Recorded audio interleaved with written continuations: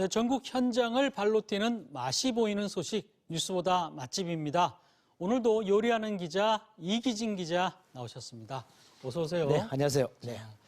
자, 오늘은 이제 2월 마지막 주인데요. 어떤 소식 전해주시나요? 네, 한번 사진 보실래요? 예, 예. 네. 저 광활한 대지, 그다음에 논이죠. 저 들녘이 바로 충남 아산 인주면입니다. 아, 네. 그러니까 새노랗게 익어간 벼들, 그리고 하늘과 맞닿은 모습 정말로 아름답죠? 예, 예. 뭐 진행자께서는 저 딱 보시니까 좀 어떤 생각이 드세요? 특히 누렇게 익은 들녘을 보니까 참 보는 사람 마음도 굉장히 평화롭게 만드는 것 같고요.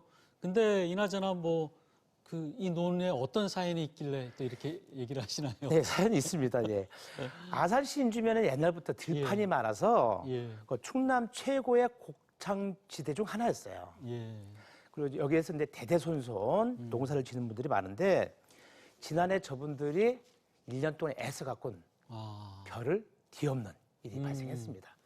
왜냐하면 그 한 가마니당 예. 20만 원 하던 쌀이 당시에 15만 원으로 폭락을 한 거죠. 그렇죠. 예. 네. 그 1년 동안 애써 지은 쌀을 없는 저 농민들의 심정은 얼마나 상심이 컸겠습니까? 그렇다고 이제 농민들은 주저앉지만 않았고요. 예, 예. 이러한 어려움을 타개하고자 이 쌀을 특별하게 만든 사람들이 있습니다. 아, 그 특별한 쌀이 바로 저 쌀입니까? 네. 이 색깔이 참 이쁜 것 같아요. 병이와는 어떤 차이점이 있는 건가요? 네, 그렇습니다. 저 쌀을 기능성 컬러 쌀이라고 부르더라고요. 예. 그래서 몸에 좋은 성분을 아. 열로 코팅해서 쌀에 입힌 겁니다. 음. 지금 보면 노랗게 생긴 예, 쌀이 예. 바로 강황. 강황. 강황에 좋은 거는 다 예. 아시죠? 네. 예, 예. 항산화, 항염 효과 있다고 하고요. 예. 그리고 이제 빨간 쌀은 바로 홍국이에요. 홍국인데 저건 콜레스테롤을 낮추고 또 혈압도 낮춘 효과가 있다고 합니다. 그리고 초록색도 예쁘죠? 예, 예. 예, 크루렐라. 크루렐라. 그리고 마지막에 예. 하얀 쌀은 칼슘을 입힌 칼슘쌀입니다. 아, 이렇게 아이디어를 붙여서 쌀에 대한 부가가치를 높였죠. 네. 그 떨어진 쌀값을 보존하기 위해서 좌절만 하지 않고 이렇게 돌파구를 찾은 셈이죠. 네. 저희 어머니도 이제 그 밥을 할 때 네. 강황이 이제 치매 예방이 좋다고 그래가지고 네. 이게 밥에다 섞어서 가루로 해서 드신 걸 저도 같이 먹어봤는데 네. 이제 가루가 좀 뭉치고 하니까 좀 번거롭던데 저렇게 쌀에 아예 코팅을 해버리니까 네. 훨씬 더 편리한 것 같아요. 그렇습니다. 저것은 이제 예. 쌀에 좋은 성분을 입히는 방식이에요. 예. 그래서 밥 지을 때도 번거롭지 않고요. 특히 저건 세척을 하고 난 다음에 코팅을 한 거기 때문에 네. 물만 넣으면 곧바로 밥이 되는 겁니다. 그렇죠. 씻지 않아도요. 예. 자, 이제 봄이 왔습니다. 자, 모두가 이제 똑같은 선상에 있는데요. 오늘은 쌀에 대해서 열심히 고민하고 있는 청년 농부, 그 다음에 맛있는 밥상, 봄 밥상 만나러 저와 함께 충남 아산으로 떠납니다.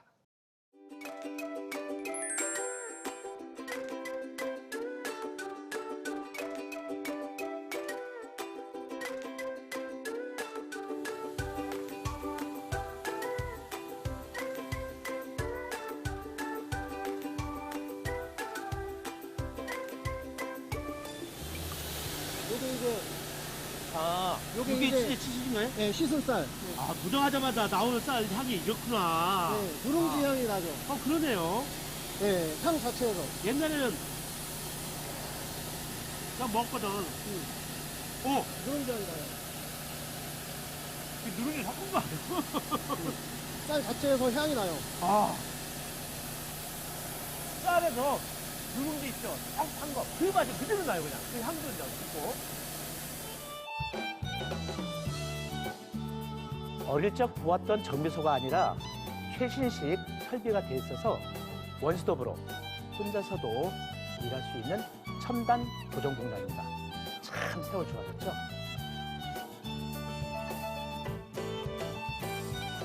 이렇게 일손 걱정은 덜었지만 떨어진 쌀값 때문에 고민도 참 많았다고 하는데요.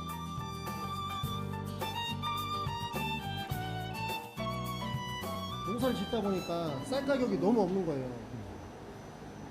쌀 가격도 없고 쌀 소비도 줄어들고 그래서 어떻게 하면 내가 농사진 쌀을 제값받고 팔 수 있을까 그런 고민을 하다가 쌀의 부가가치를 높여야겠다 그런 생각을 했습니다. 그래서 이제 코로나 이후에 이제 국민들이 건강에 대한 그런 관심이 상당히 높아졌습니다. 그래서 면역력에 좋고 건강에 좋은 기능성 쌀을 좀 만들게 됐습니다.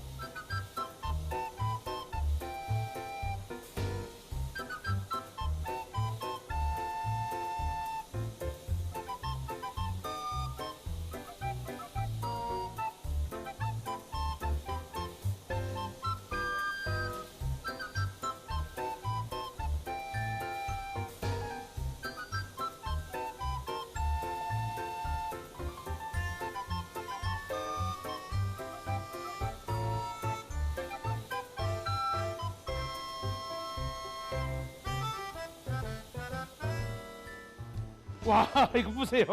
하얀 쌀이 이렇게 노랗게 변했어요. 이게 강황쌀. 야, 색깔도 보니까 먹은집스럽게 생겼죠? 영양별로 다양한 쌀을 소량 포장해서 생산하고 있는데요. 관련 연구기관에서 시험 분석한 결과 그 기능성도 인정받았다고 합니다.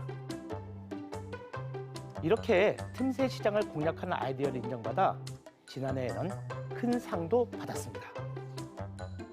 쌀 시장을 새롭게 개척하는 청년 농부답게 미래에 대한 포부도 큽니다. 이게 많이 늘어나야 저희 지역에서도 농사 짓는 분들이 좀 제값받고 부가가치를 높여서 소득을 좀 보전할 수 있지 않을까. 지역에서 좀 풀어나가야 될 그런 좀 문제가 있습니다. 저 멀리 이제 봄바람이 슬슬 불어오고 있습니다. 농민들의 구슬단이 올해는 좀 환한 웃음으로 보답받길 바라면서 진정한 밥심을 찾아 떠납니다.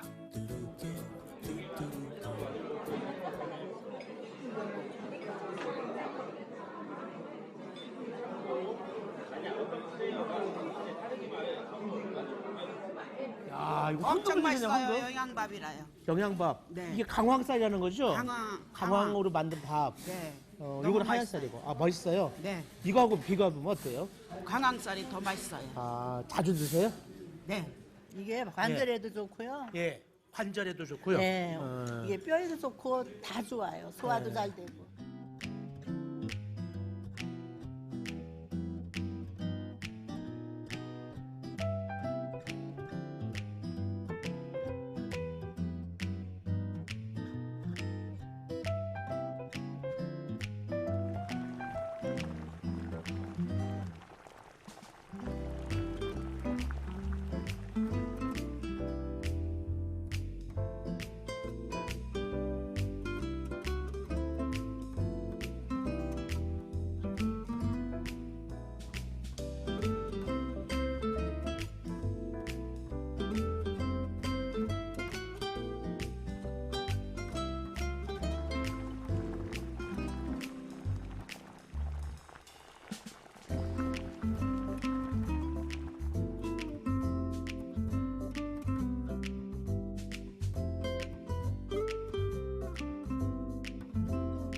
아산 밥상에 봄이 왔네, 봄이 왔어. 보니까 이거 냉이 있고, 봄동, 그 다음에 뭐 취나물 같은데? 나왔습니까? 네. 제가 그렇게 먹고 싶어 했던, 야 때깔 좀 보세요. 아, 색깔이라고 색깔. 때깔 좀 보세요, 때깔. 야 보통 그 하얀 쌀밥은 왜 이 집에서는 이 밥을 하기 시작하셨어요? 아, 원래 인주에서 이게 특산물로 가공이 돼 있었는데 어떻게 해서 한 사람 두 사람이 먹다 보니까는 그게 이제 또 선전이 되고 아는 지인들이 또 찾아오게 되고 그래서 시작하게 됐어요. 엄청 반응이 좋아요. 반응이 좋아요? 네. 그러니까 저기 쌀도 팔던데. 아, 그래서 이제 많은 쌀을 갖다 놓으면은 좀 우리가 쌀 장사는 아닌데 아우 사람들이 너무 많이 찾아싸서 저렇게 소포장으로 갖다 달라고 했어요. 찾았어서. 네. 찾아서. 네. 아이고. 잘 먹을게요. 예, 예. 맛있게 그래요. 드세요. 야, 진짜 맛있게 생겼네.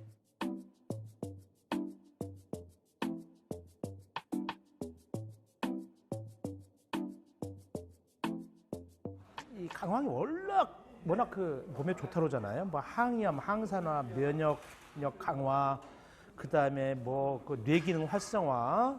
근데 이 주인 아주머니 팁이 뭐냐면 이걸 그리고 또 이렇게 누른밥으로 먹으면 그렇게 맛있다고 그럽니다. 그래서 저는 덜어내고 여기에 물을 부어서 누룽지로 한번 먹어보려고 합니다. 자, 이건 잠깐 비켜나고. 아, 진짜 색깔 예쁘죠? 응?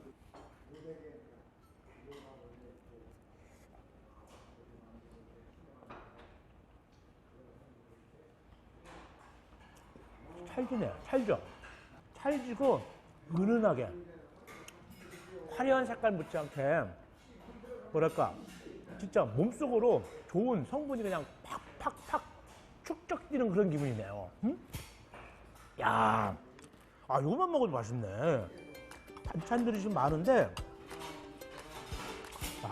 딱딱 입에 딱딱 달라붙어요. 가장 궁금한 게 좀 있으면 이제 3월 봄이잖아요. 냉이야, 냉이야.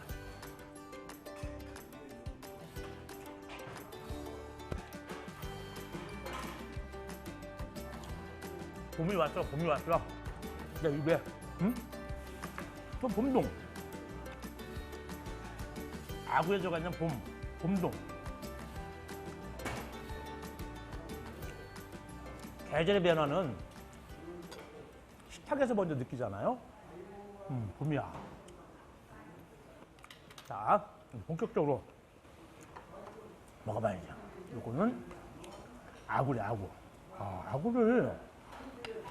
아구지리를 미역을 넣고 봄동을 넣고 했는데 육안으로 봐도 정말 맛있어 보이지 않아요?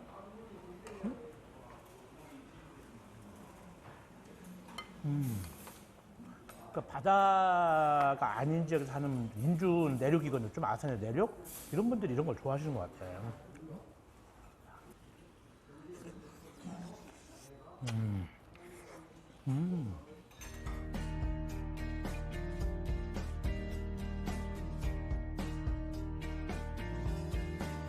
어둠이 짙게 드리워도 눈이 부시도록 라이스 클라이시스, 쌀의 위기, 이거 좀 하죠. 그러니까 그냥 이제 그냥 쌀 소비가 안 된다 그렇게만 할 게 아니라 쌀의 기능성도 부여하고 누구나 다 찾고 싶은 쌀, 먹고 싶은 쌀, 또 선물하고 싶은 쌀 조금만 탁 틀으면 그 쌀의 부가가치가 엄청나게 올라가거든요. 오늘 와서 보니까 젊은 농부들이 진짜 청년 농부들이 가족들이 전부 이 쌀의 가치를 높이기 위해서 노력하는 모습 보니까 열심히 먹어야 되겠지만 이것도 있어줘야죠. 이렇게 변화를 해줘야 쌀이 들어가지 않겠습니까? 너의 맘에 드리워줘 시들지 않는 작은 나무꽃 같아 위기의 쌀 산업을 이겨내는 청년 농부의 노력과 밥심이 진정한 위력을 보여주는 맛집. 여기는 봄을 부르는 오색의 미가 가득한 아산입니다.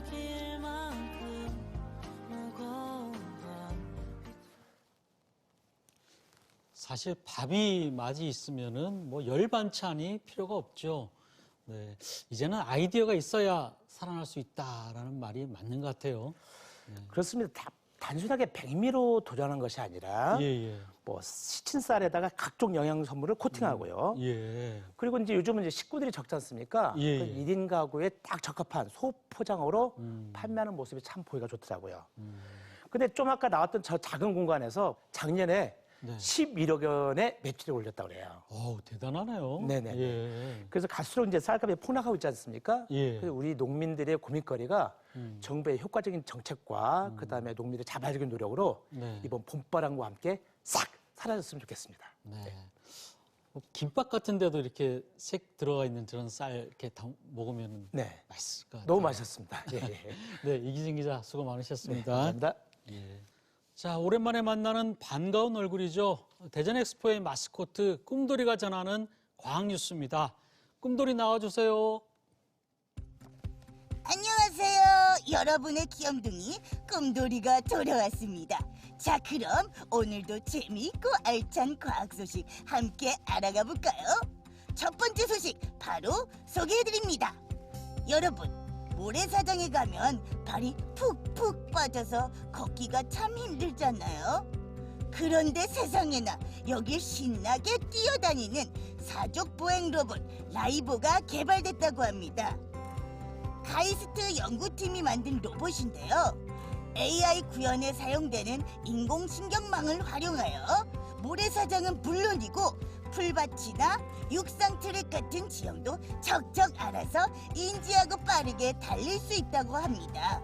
우와, 라이보는 군사용부터 물건 배달까지 다양한 곳에 활용될 수 있어 미래가 창창하다고 하는데요. 사실 꿈돌이 해변에서 나 잡아봐라 놀이하는 로망이 있는데 이 친구한테는 바로 잡히겠죠? 꿈돌이랑 할 때는 눈치 챙겨 라이브. 자, 이어서 두 번째 소식 볼까요? 요즘 도심 곳곳의 CCTV들이 다양한 사건 해결에 많은 도움을 주고 있지만 그래도 놓치는 부분이 있죠. 이 부분을 인공지능의 도움으로 보완할 수 있는 기술이 개발됐다고 합니다. 대전 UST에 다니는 박사과정 학생들이 개발한 건데요. 볼을 지른다, 싸운다, 쓰러진다. 이렇게 사람의 행동에 집중해서 AI가 정보를 해석하는 게 기술의 핵심이라고 합니다. 벌써 7가지 이상의 상황을 감지하고 대응할 수 있다고 하니 와우, very smart. 요즘 꿈돌이가 주차해 놓은 우주선에 누가 계속 낙서를 하고 가는데 인공지능 CCTV야, 범인 좀 잡아줘. 나 너만 믿을게. 화가 너무 나. 정신 차려야지. 자자, 오늘의 마지막 소식 볼까요? 우리가 서 있는 땅이 뒤틀리면서 뚝 끊어지면 지진이 생기겠죠? 이런 걸 단층이라고 하는데요. 땅속에서 일어나는 일이니까 눈으로 보기는 어렵잖아요. 이 땅속의 일을 눈으로 볼 수 있는 전시관이 마련됐습니다. 한국지질자원연구원 지질박물관에서 지각의 상처라는 주제로 단층 테마 전시관을 개관했는데요. 다양한 체험들을 통해 단층과 지진에 대해 배울 수 있는 곳이라고 합니다. 사실 얼마 전에 지구에 큰 지진이 발생해서 많은 사람들이 힘든 시간을 보내고 있잖아요. 꿈돌이 마음도 참 아픈데요. 지진에 대해 막연한 공포만 갖기보다는 지구에 대해서 공부해보고 앞으로 일어날 일들에 대비하는 것도 필요하다고 생각합니다. 자, 오늘은 여기까지. 꿈돌이는 다음 시간에 또 재미있는 과학 이야기로 돌아올게요. 그때까지 모두가 건강하고 안전하기를. 그럼 안녕!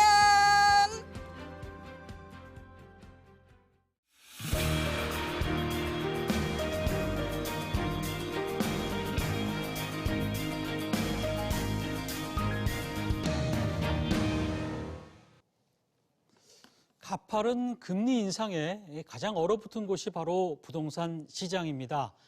정부의 규제 완화에도 아파트 가격 하락세는 이어지고 있고 미분양 아파트가 쌓이고 있습니다. 봄이 되면서 아파트 거래량이 조금씩은 늘고 있다고 하는데 집값 바닥론이라는 의견도 조심스럽게 나오고 있고요. 하지만 아직도 시기상조라는 얘기도 있습니다. 이 부분 함께 이야기 나눠보겠습니다. 네, 함께해 주신 분들 소개해드리겠습니다. 대전 과기대 박유석 교수 나오셨습니다. 안녕하세요. 네, 안녕하십니까. 네. 서용원 한국공인중개사협회 대전시 지부장 함께해 주셨습니다. 어서 오세요. 네, 안녕하세요. 네. 네, 국토연구원 자료에 따르면은 지난달 전국 주택 매매 시장 소비 심리 지수가 8.8포인트 오르면서 소폭 반등한 것으로 나타났습니다. 네, 일각에서는 빙하기가 조금씩 풀리는 게 아니냐 이런 얘기도 나오고 있는데요. 하지만 여전히 빙하기라는 얘기도 있고요. 설왕설래입니다. 네, 현재 부동산 거래 시장 분위기부터 간단하게 좀 짚어보겠습니다.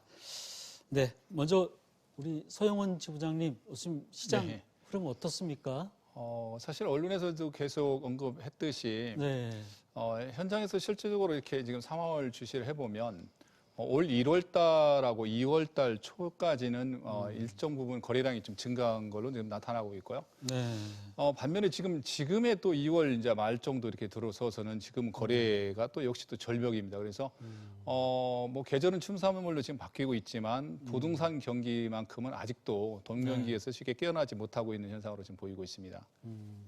박 교수님도 어떻게 그렇게 보세요? 어떻습니까 지금? 네, 시장 그렇습니다. 흐름이? 뭐 소비심 예. 지수가 뭐 살짝 올랐다라고 하는 게 의미는 예. 있을 수 있죠. 뭐 거래가 좀 일어났다는 얘기가 되고 또 거래량이 늘면 또 매매 가격 변화가 생기는데 네, 저는 조금 일시적 현상으로 봅니다. 네, 아직까지는 어떤 전반적인 흐름의 변화가 나타났다라기보다는 어쨌든 지금의 흐름을 네. 근본적으로 변화시키려면 어떤 금리에 대한 부분이 해결이 돼야 될 것 같습니다. 금리 해결 없이는 근본적인 방법은 좀 어렵다. 근데 이제 궁금한 게 네. 언론에 이제 발표되는 수치들이 있지 않습니까? 네. 한국부동산원이라든지 또 KB부동산 같은 데서 보면은 뭐 거래 상황이나 정보들이 이제 공개가 되고 있는데요.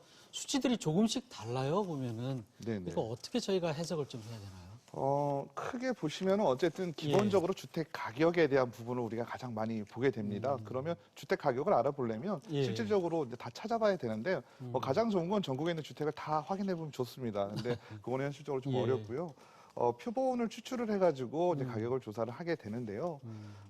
우선 통계 집계 방식에서는 우리가 한국부동산원, KB부동산 차이가 부동산 같은 경우는 주간 아파트 지표는 3.2만 가구 정도, 예. 월간은 한 3.5만 가구 정도 조사를 하게 됩니다. 그리고 KB부동산 같은 경우에는 과거에도 한 3만여 호 됐었는데 최근에는 한 6만 2천으로 예. 또 표본이 좀 늘었습니다. 아. 그래서 거기에서 나오는 차이가 또 있을 수 있고요. 또 중요한 거는 이제 조사 방식의 차이가 좀 있죠. 예. 네, 우리가 KB부동산 같은 경우는 시세에 대한 부분을 이제 공인중개사들, 중개업소에 대해서 이제 데이터를 받아가지고 입력을 좀 하고 있고요. 부동산원 같은 경우에는 전문 조사원이 따로 조사를 하게 됩니다. 그래서 시장에서 거래 가능한 적정 가격을 정하게 되는데요. 우리가 통계로 본다면은 어떤 수치에 대한 어떤 디테일을 보기보다는 방향성이 더 중요한 것 그렇죠. 같고요. 예. 그리고 또 하나 우리가 한국부동산원 자료는 이제 정부의 정책 방향에 대해서 할 때 참고하는 자료가 좀 되고요. 네. KB부동산 시세 같은 경우는 어떻게 보면 현실 표본이 좀 많다 보니까 현실적인 부분을 많이 반영할 수 있는데 다만 어떻게 본다면 공인중개사의 의지도 살짝 들어갈 수 있는 약간의 그런 부분은 있으니까 네. 그거를 두 개 다 이제 비교해서 같이 방향성을 보시는 게 유리할 것 같습니다. 네. 그 대전에서 그래도 가장 비싸다는 이제 도안 지역의 경우에는 최근에 뭐 6억 이하 급매물이 모두 소진됐다 이런 얘기도 좀 나오더라고요. 주택 거래량도 뭐 어찌됐든 간에 조금씩은 늘고 있는 것 같고 그래서 이 낙폭도 좀 줄어든다고 하니까 집값이 이제 바닥에 이른 게 아니냐 이제 어떻게 보면 희망 섞인 기대감일지도 모르겠는데 네. 뭐 이른바 집값 바닥론 이런 얘기도 나오고 있는 것 같은데 어떻게 보십니까, 지부장님? 예, 이제 아까도 마찬가지로 이제 각종 기관에서 이제 통계치를 예. 좀 내고 있는데요. 그 부분이 이제 가장 보면 어떤 그 예상치기 때문에 틀릴 예. 수밖에 없는 부분이고 저희 이제 한국공유사협회에서도 제가 부동산 연구원이 저희들이 이제 있어서 이제 저희들이 계약을 쓰면 실제적으로 이제 계약을 누르면 그 실제로 계약이 써진 걸 가지고 통계를 잡아야 그렇죠. 가장 정확한 통계거든요. 예. 아마 그래서 올 후반기부터는 저희 한국경사협회 단체에서 거기에 대한 통계를 정확하게 낼 것 같은데요. 그래서 지금 보면은 서구 같은 경우에는 작년도 1월 달하고 올해 1월 달하고 한번 실거래가를 전체적으로 한번 파악을 한번 해봤었어요. 그러니까 22년도에 서구 같은 경우는 210건이 거래됐는데 올해 1월 달에는 248건이 거래가 됐더라고요. 그러니까 38건 정도가 좀 늘었다는 얘기가 나오고요. 반면에 유성구 같은 경우는 138건이 작년에 거래됐는데 올해 185건으로 47건 정도가 실질적으로 늘었다는 얘기거든요. 예. 근데 이 늘은 거를 보면은 이제 복명동이라든지 상대동, 송강동 이런 데 같은 경우는 거래량이 좀 증가한 걸로 나타나고요. 대신에 가격도 1억 6천에서 한 2억 정도 하락한 가격으로 인해서 거래가 형성이 된 것 부분이고 나머지 뭐 전민동이라든지 장대동 이런 부분에서는 실질적으로 거래량이 뭐 늘었지 않고 부합 상태를 그냥 유지하고 있는 걸로 나타나고 있습니다. 반면에 대덕구 같은 경우에는 오히려 25건이 줄었습니다. 그다음에 이제 동구 같은 경우에는 뭐 이제 작년에 84건이 거래되겠는데 올해는 89건으로 거래가 된 걸로 나타나고 중구도 66건이었는데 58건. 오히려 한 8건 중간 줄었다는 거죠. 그거를 이제 이게 조사를 해보니까 어떤 결과가 나오냐면 작년에 비해서 가격이 올해 큰 폭으로 하락한 단지 내에서 급매물이 많이 좀 소진이 된 걸로 좀 나타나고 있습니다. 그 가격이 아까 말씀드렸지만 서구나 유성구 같은데 1억 6천에서 2억까지 가격이 호가가 좀 하락된 급매물 위주로 그것도 외지인들 투자자들이 들어온 게 아니고 실질적인 소유자들이 전세로 들어가려고 했던 분들이 매수를 선택한 게 아닌가라는 생각을 하고 이런 일시적으로 이렇게 늘어나는 이런 물량이라든지 거래량이라든지 이런 거는 아마 착시 현상일 수도 있다라고 좀 보거든요. 계속 그게 이제 이어지려면 3, 4, 5, 6월 달에 지속적으로 이어져야 되는데 지금 거래량이 대폭적으로 감소하고 또 부합 상태 유지하는 걸로 봤을 때는 1월 달, 2월 달 이루어진 것들이 어쩌면 착시 현상이 아닌가라고 좀 보여지고 있습니다. 네. 박 교수님도 어떻게 같이 보세요? 어떻게 네, 보십니까? 그렇습니다. 뭐 부동산 네. 시장에서 가장 중요한 건 가격입니다. 그래서 예. 지금 주택 가격이 어느 정도 수준이냐라고 생각을 한다면 과거보다는 이제 하락한 거는 뭐 자명한 일이고요. 네. 하지만 우리가 급등하기 전 시기랑 비교를 해본다면 그래도 아직은 좀 높은 수준이다라고 이해를 하고 계신 것 같아요. 그렇기 때문에 지금 최근에 어떤 거래가 조금 이루어지면서 급매로 나오는 물건들이 좀 소진이 됐다라고 하는 것은 네. 지금의 시장 가격에서 추가 하락분이 어느 정도 있다면 나는 구매할 의사가 있다. 소비자들이 네. 어떤 그 가격에 대해서는 합리적이다라고 판단을 좀 하고 있는 것 같아요. 그래서 시장에 우리가 본격적인 거래량이 예. 늘고 시장이 활성화가 되려면 지금보다는 조금 더 가격 조정이 필요할 것 같다라고 좀 보고 있습니다. 이번엔 미분양 얘기 좀 해보겠습니다. 올 상반기 부동산 시장 키워드로 미분양을 꼽는 전문가들이 많습니다. 우리 지역 분양 물량 가운데도 미분양 물량이 어느 정도인지도 좀 궁금하고요. 또 일부 건설사에는 뭐 부도 위기설로 눈물의 세일까지 하고 있다 이런 얘기도 나오는데 실제 그런지도 좀 얘기 좀 들어보고 싶은데 어떻습니까? 예, 실질적으로 지난해에 7월 이후에 대전 지역의 아파트를 분양한 물량들을 보면 예. 분양 실정을 보면 갑천 2블록을 제외한 나머지 지역에서는 다 미분양이 나왔습니다. 그래서 그 물량을 지금 어떻게 보면 깜깜이 물량이기 때문에 네. 시에서 지금 발표하고 있는 이 물량이 과연 정확하냐. 아무래도 그 이상으로 지금 미분양은 적재되어 있다고 보시면 될 겁니다. 왜냐하면 아파트 단지 내에서 미분양이 많다 그러면 가격이 또 그렇죠. 하락할 염려가 많기 때문에 그 미분양 물량을 정확하게 데이터를 지금 제공을 하지 않고 있는 게 현실적인 문제이기 때문에 아마도 그보다도 미분양 물량이 더 많을 걸로 지금 예측을 하고 있습니다. 그런데 그 분양을 어떤 그 할인 분양을 하고 싶어도 할인을 할 수가 없는 왜냐하면 네. 선분양자들이 있기 때문에 그렇죠. 그런 애로사항이 좀 있다라는 말씀을 좀 드리고 싶고요. 반면에 또 지금 시작하는 단계에서 주상복합 같은 경우가 가장 지금 리스크 위험이 지금 큰 부분입니다. 왜냐하면 그분들 얘기를 들어보면 일단 토지 매입 가격이 원가가 워낙 지금 비싸게 비싼 가격에 고가에 매수를 했기 때문에 예. 그분들 입장에서는 분양가를 낮추고 싶어도 낮출 수가 없다라는 얘기. 손익분기점을 지금 낮추면 마이너스가 되기 때문에 낮출 예. 수가 없다라는 그런 하소연들 지금 들어봤을 때는 지금보다도 아마 올 후반기로 넘어가면서 이런 것들이 현실적으로 적용이 됐을 때 상당히 좀 어려움이 있지 않을까라는 예상을 좀 해봅니다. 정적으로 봤을 때는 대전 미분양이 대구나 부산 쪽보다는 조금 그래도 양호하죠. 맞죠.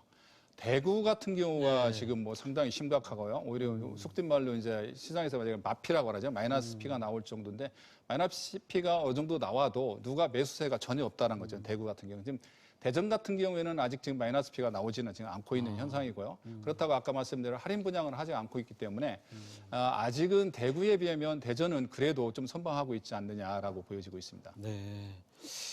충남 같은 경우는 또 반면에 미분양이 또 여전히 또 한 8천 가구까지 저는 자료를 봤는데 이렇게 미분양이 늘어난 이유가 어떤 이유가 있을까요? 여러 가지 뭐 이유가 있겠지만.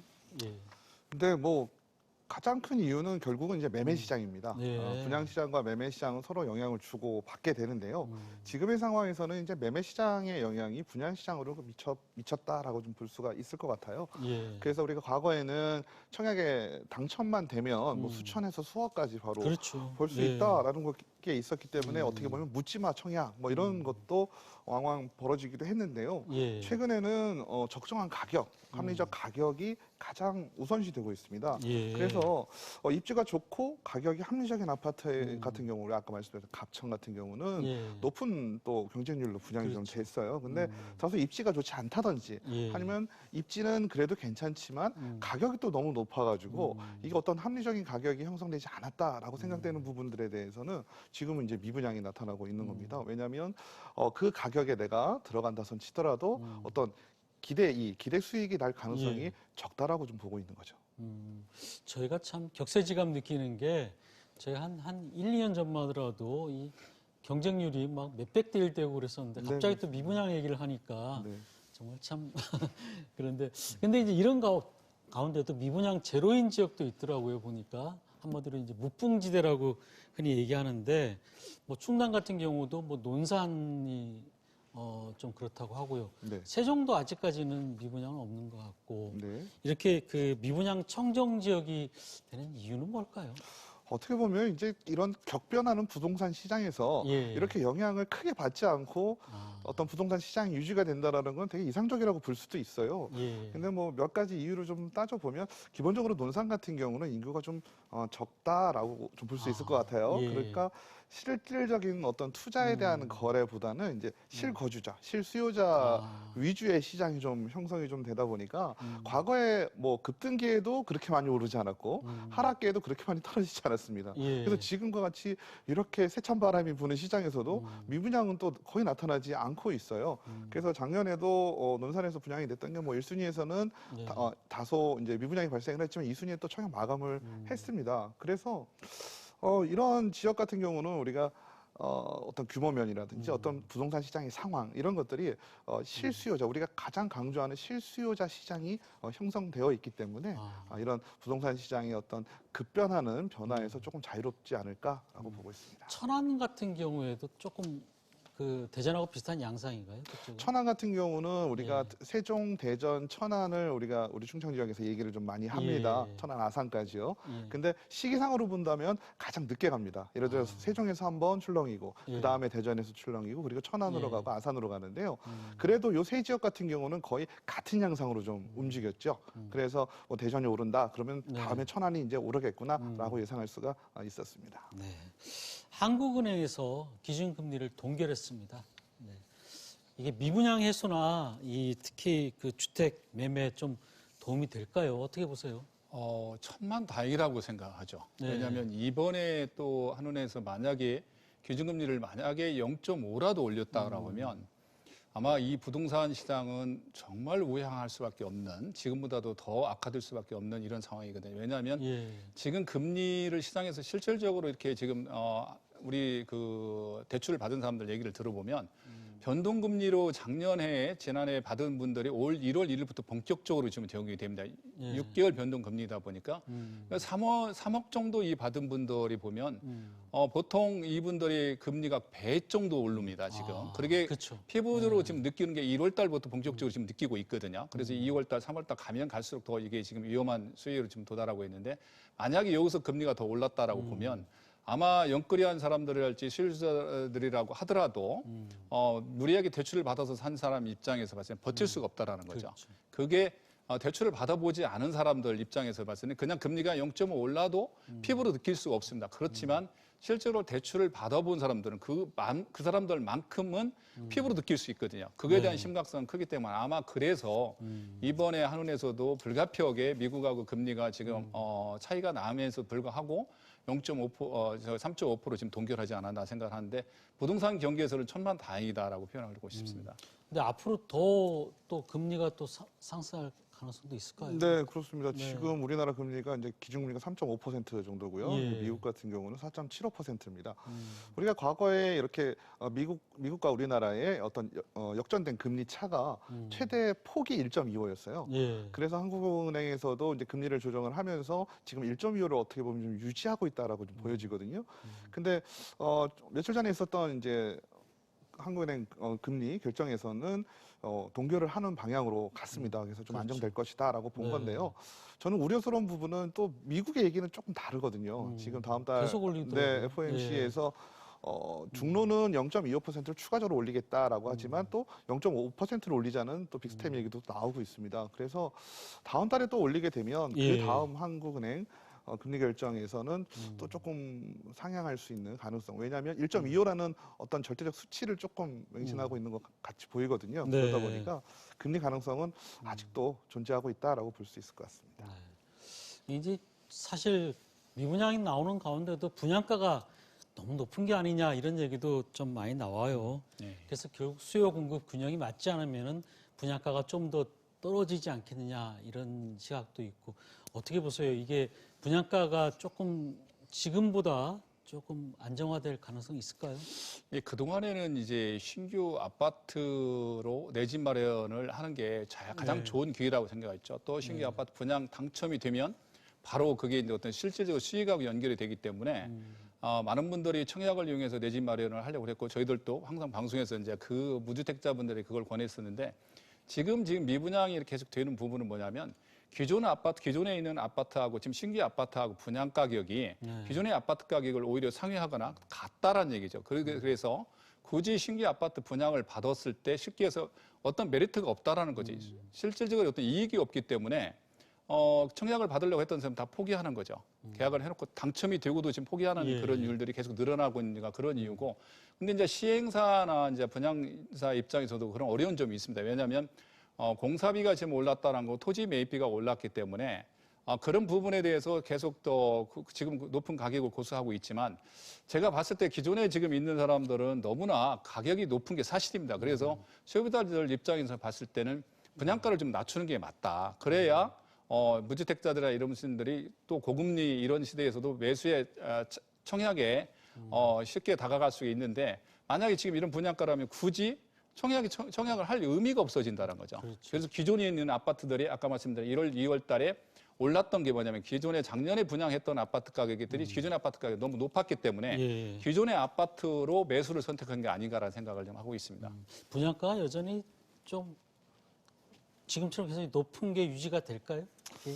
근데 결과적으로 이제 시장의 흐름을 따라갈 수밖에 없다고 예. 보입니다. 우리가 과거에 저도 분양가 자체를 상한제나 아니면 고분양가 관리 지역에 있어서 이제 분양가 상한제가 간접 적용이 됐었는데요.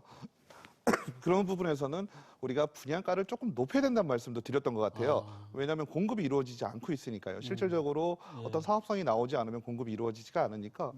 그래서 오히려 분양가를 상승해야 된다는 얘기를 드렸던 것 같은데 지금 최근에 보면 어떻게 보면 조금 과하게 좀 분양가가 책정이 됐죠. 네. 지금 우리 일부 단지 같은 경우도 과거부터 분양을 하려고 했을 때 예상 분양가가 나오는데 그것도 계속 20%, 30%, 40%까지 계속 초과가 되고 있었거든요. 그래서 그런 부분들 어떤 신규로 분양을 하는 단지에서는 분양가 조정이 좀 필요할 것 같고요. 다만 이제 지금 문제는 아까도 우리 지부장님 잠깐 말씀하셨는데 지금 기존에 분양을 한 주택의 경우 어떻게 하느냐 이게 저는 조금 문제라고 봐요. 예. 우리가 타 지역에서는 예를 들어서 기본 분양가로 분양을 받으신 분과 그리고 이제 마이너스 피 할인된 분양으로 받으신 분들 간의 어떤 세대 간의 갈등도 굉장히 심했거든요. 근데 이런 부분이 사업자 입장에서는 어쩔 수 없이 발생할 수도 있습니다. 지금 같은 시장 상황이 조금 더 지속이 된다면요. 그래서 그런 부작용들을 해소할 수 있는 방안도 조금 고민해봐야 될 것 같습니다. 네. 마지막으로 짧게 지금 무주택자나 또 주택 구입하는 분들한테 조언 한 말씀을 한 30초씩만 좀 부탁 좀 드릴게요. 예. 전에는 이 자리에서 제가 뭐라고 말씀드리냐면 무주택자들에게 최대한 청약을 이용해서 내 집 마련을 할 기회를 좀 잡으라고 말씀드렸는데 지금은 오히려 청약 가격이 일본의 기존 아파트 가격보다 높게 형성되기 때문에 지금은 주변에 있는 아파트나 이런 걸 잘 가격을 좀 분석을 해봐서 급매물이 지금 나오고 있습니다. 그래서 실소유자라면 급매물 위주로 지금 내 집 마련을 할 수 있는 그런 기회를 좀 잡아보는 것도 하나의 방법이 아닌가 생각을 합니다. 네, 박 교수님. 네. 가격적인 측면에서 이제 시장을 계속 모니터링을 아마 하실 겁니다. 이제 실수요자분들께서는. 그러면 어느 정도가 변곡점이 되느냐라고 봤을 때, 우리가 많은 분들 말씀하시는 게 이제 거래량입니다. 그래서 거래량이 늘고, 거래량이 줄었던 부분에서 이제 느는 시점, 그점에 이제 가격이 상승할 수 있는 여력이 만들어졌구나라고 좀 판단하시면 될 것 같고요. 네. 그 시기를 잘 준비하시면 될 것 같습니다. 네.